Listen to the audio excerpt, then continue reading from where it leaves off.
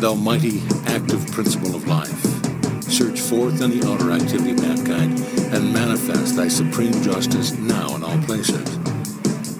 Mighty presence of light, God in action, govern the minds of mankind, holding them to truth and justice, and see that thy messengers are placed in all official positions. Let not of the outer interfere, that none of humanity may accept any thought of deception. Mighty presence of God in action, surge forth in the minds of all, expressing thy conquering presence. Greetings. I bring you greetings from the perfected ones who are watching closely over and ministering to all. The Discourse. Life in all its activities, everywhere manifest, is God in action. And it is only through lack of the understanding of applied thought and feeling that mankind is constantly interrupting the pure flow of that perfect essence of life which would, without interference, naturally express its perfection everywhere. The natural tendency of life is love, peace, beauty, harmony, and opulence, for life cares not who uses it, but is constantly surging to pour more of its perfection into manifestation, always with that lifting process which is ever inherent within itself. I am. I am is the activity of that life. How strange it is that students with sincere interest do not seem to get the true meaning of those two words. When you say and feel, I am, you release the spring of eternal, everlasting life to flow on its way unmolested. In other words, you open wide the door to its natural flow.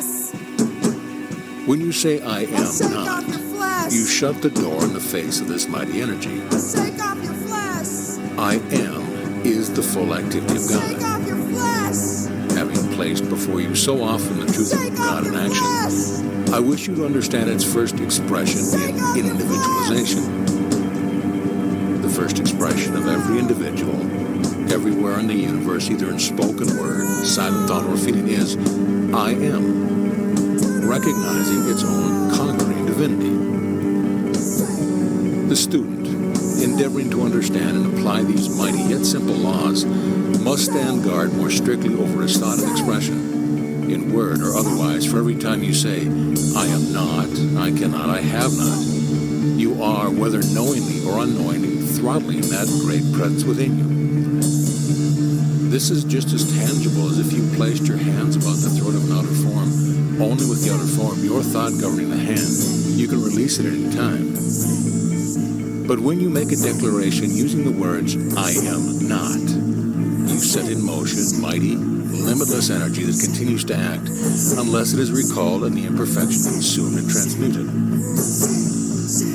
This shows you the enormous power you have to qualify this mighty energy of God. And I tell you, beloved students, dynamite is less dangerous, for that but liberates you from the body, while these thoughts sent forth ignorantly and ungoverned bind you upon the wheel of re-embodiment indefinitely. Thus, you can see how important it is for you to know what you are doing when you thoughtlessly use wrong expression, because you are using the most divine principle activity in the universe. I am.